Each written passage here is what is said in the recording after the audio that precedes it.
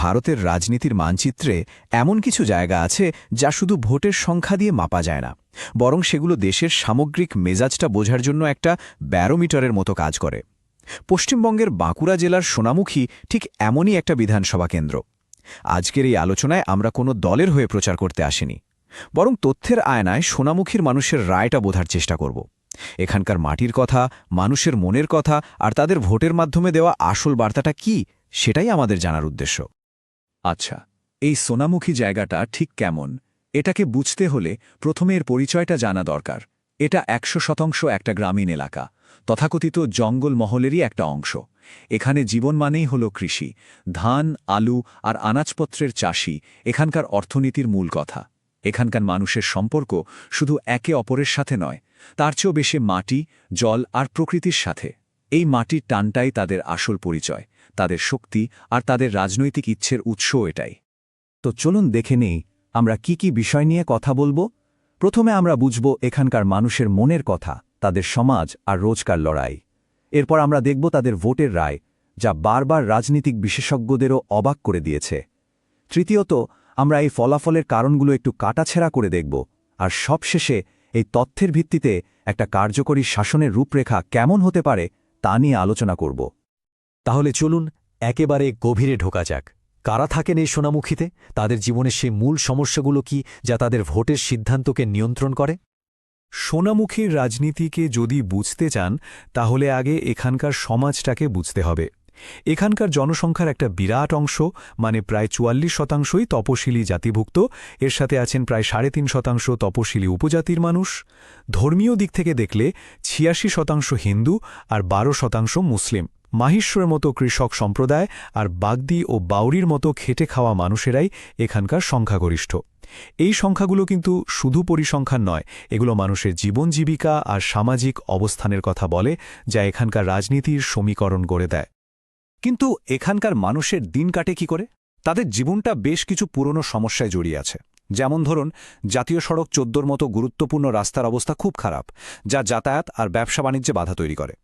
সেচ ব্যবস্থা এতটাই দুর্বল যে চাষিদের আজও আকাশের দিকে চেয়ে থাকতে হয়। প্রতি বছর দামোদরের বন্যা এসে শত শত বিঘার ফসল ডুবিয়ে দিয়ে যায়, যা কৃষকদের আক্ষরিক অর্থেই কোমর ভেঙে দেয়। আর সবচেয়ে বড় যে সংকট, তা হল তরুণদের জন্য কাজের অভাব। কোনো কলকারখানা না থাকায় পড়াশোনা করেও ছেলেমেয়েদের হয় বাইরে চলে যেতে হচ্ছে, নয়তো বেকার বসে থাকতে হচ্ছে। এর থেকে একটা গভীর হতাশা আর অর্থনৈতিক সংকট তৈরি হয়েছে। এত সব সমস্যার পরেও আপনি কি ভাবছেন এখানকার মানুষ রাজনীতি নিয়ে মাথা ঘামায় না? একদমই না, বরং তারা ভীষণভাবে সচেতন। ২০১৬ আর ২১ পরপর দুটো বিধানসভা নির্বাচনে এখানে ভোটের হার ছিল প্রায় ৯০%। ভাবা যায়, এই বিপুল ভোটদান আসলে একটা নীরব প্রতিবাদের ভাষা। এটা প্রমাণ করে যে তারা তাদের গণতান্ত্রিক অধিকারকে কতটা গুরুত্ব দেয় আর শাসকের কাছে ঠিক কতটা জবাবদিহি চায়। তাদের কাছে ভোটই হল ভাগ্য বদলের সবচেয়ে বড় অস্ত্র। আর আমাদের ভারতীয় সংবিধান প্রত্যেক নাগরিককে এই মর্যাদা এবং পাবলিক স্পিচের অধিকার দেয়, যার দায়িত্বশীল প্রয়োগ আমরা এখানে দেখতে পাই। তো এই যে এত সচেতন ভোটাররা, তারা যখন রায় দেন তখন কি হয়?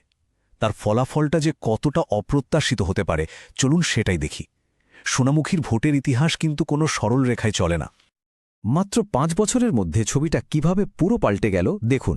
২০১৬ সালের বিধানসভা ভোটে সিপিএম জিতেছিল ৪৬% ভোট পেয়ে, আর তৃণমূল পেয়েছিল ৪১%। ঠিক ৫ বছর পর ২০২১-এ সিপিএমের ভোট প্রায় উধাও, আর সেই জায়গাটা নিয়ে নিল বিজেপি। বিজেপি জিতল ৪৭% ভোট পেয়ে, আর তৃণমূলের ভোট সামান্য বেড়ে হল ৪২%। এটাই হলো একটা সুইং সিটের আসল চরিত্র। মানে এখানকার ভোটাররা কোনো দলের বাঁধা সমর্থক নন, তারা পরিস্থিতি বুঝে নিজেদের রায় দেন। এই যে পরিবর্তন, এটা কিন্তু হঠাৎ করে একদিনে হয়নি, এর একটা লম্বা প্রেক্ষাপট আছে। একটু পিছিয়ে দেখলে ১৯৯৮ সালের লোকসভা ভোটেও এই এলাকায় সিপিআইএমের ভোট ছিল প্রায় ৫২%।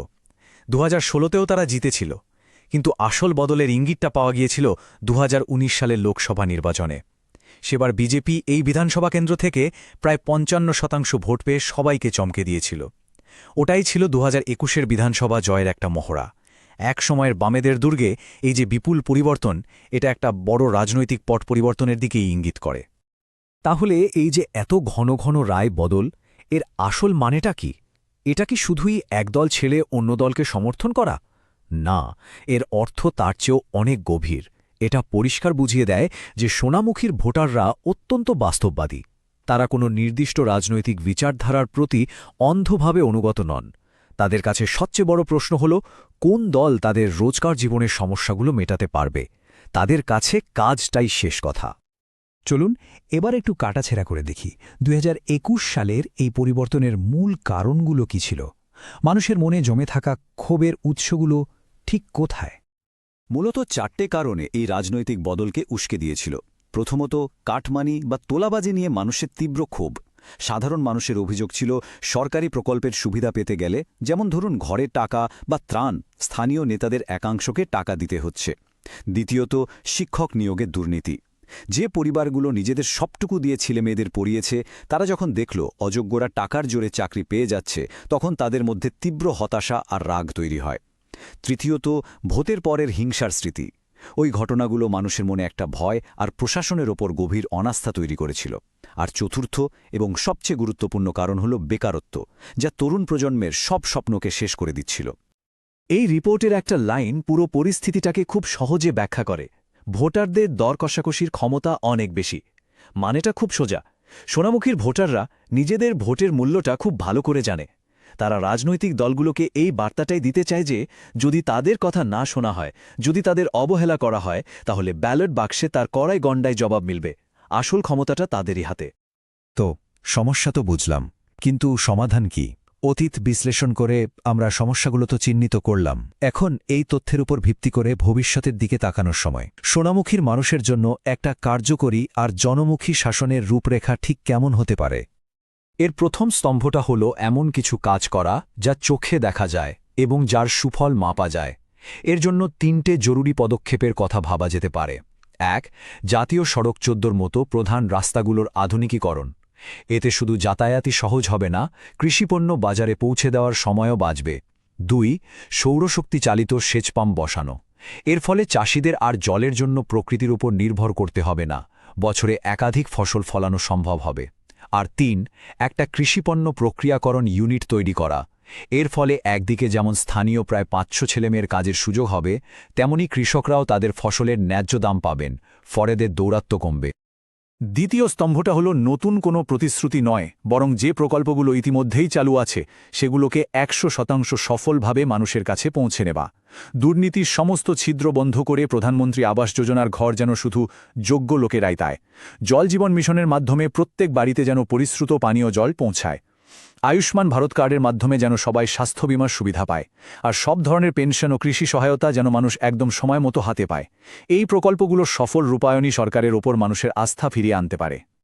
ভালো শাসনের জন্য দুটো দিকের মধ্যে একটা ভারসাম্য রাখা খুব জরুরি। এটা অনেকটা গাড়ির দুটো চাকার মতো। একদিকে থাকবে কৌশলগত লক্ষ্য বা স্ট্র্যাটেজি, যা এলাকার দীর্ঘমেয়াদী অর্থনৈতিক উন্নয়নের কথা ভাববে, আর অন্যদিকে থাকবে কার্যকরী দিক বা অপারেশনস, যার মাধ্যমে মানুষের প্রতিদিনের ছোট ছোট সমস্যার সমাধান হবে। বড় স্বপ্ন দেখানোর পাশাপাশি মানুষের দৈনন্দিন জীবনের স্বস্তি দেওয়াটাও সমানভাবে গুরুত্বপূর্ণ। আর এই তথ্য নির্ভর শাসন ব্যবস্থা তৈরির সময় এটা মনে রাখা জরুরি যে প্রত্যেক নাগরিকের ব্যক্তিগত তথ্যের গোপনীয়তা এবং সম্মতি অপরিহার্য, যা ভারতের ডিপিডিপি আইন দ্বারা সুরক্ষিত। তাহলে সব আলোচনার শেষে আমরা কোথায় এসে দাঁড়ালাম? মূল বার্তাটা অত্যন্ত পরিষ্কার। সোনামুখীতে যদি রাজনৈতিক স্থিতিশীলতা পেতে হয়, তাহলে কাজ করে দেখাতে হবে, পারফরম্যান্স। এখানকার মানুষ আর ফাঁকা প্রতিশ্রুতি বা রাজনৈতিক স্লোগানে বিশ্বাস করে না। তারা নিজেদের জীবনে বাস্তব পরিবর্তন দেখতে চায়। যে দল বা নেতৃত্ব সততার সাথে এই উন্নয়ন মানুষের কাছে পৌঁছে দিতে পারবে, সোনামুখীর সমর্থন তাদের দিকেই যাবে। এটাই শেষ কথা। তাহলে সব শেষে এই বড় প্রশ্নটাই আমাদের সামনে এসে দাঁড়ায়। যদি সোনামুখীর মতো ভারতের অগণিত গ্রামীণ এলাকার ভোটাররা কাজের এমন নিখুঁত আর বাস্তববাদী বিচারক হয়ে ওঠে, তাহলে আমাদের গ্রামীণ গণতন্ত্রের ভবিষ্যৎ কোন পথে চলেছে? এটা কি চিরাচরিত মতাদর্শের রাজনীতির সমাপ্তি, আর এক নতুন ধরনের পারফরম্যান্স ভিত্তিক গণতন্ত্রের সূচনা? এর উত্তর হয়তো সোনামুখীর মধ্যেই লুকিয়ে আছে। If you want to become a people-centric leader and uplift your constituency, get in touch with blueprintstrategies.ai at mgr@blueprintstrategies.ai or call 080-4204-1602. Purpose beyond politics.